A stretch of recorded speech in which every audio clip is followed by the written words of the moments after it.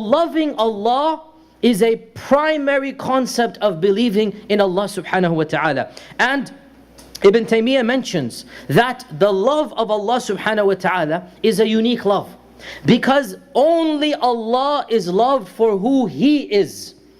Every other object that you love, and I mentioned this before, there is an element of selfishness involved. But Allah Azza wa Jal is loved for His perfection.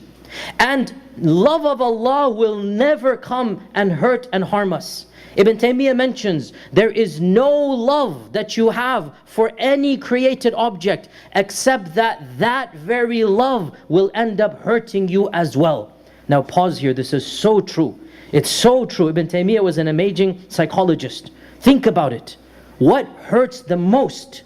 It's what you love when it's taken away, or when it causes you pain, right? The fact of the matter is, jokes aside, the worst problems come from within the family, right? The most painful problems are spousal problems, children problems, parental problems. Why? Because you love them.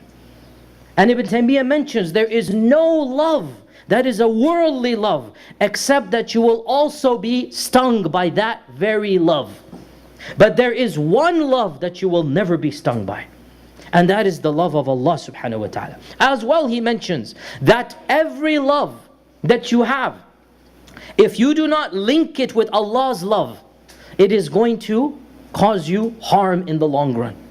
Every love that exists must be linked with Allah's love. So you love your children, you link it with the love of Allah. I'm going to be good to my children because that's my responsibility. You love your parents, you link it to love of Allah. You love money, so you link it to the love of Allah. I will only earn halal money and spend it on that what Allah wants me to spend it. And I'll be generous with my money, and on and on. So Allah is the one who is the most beloved.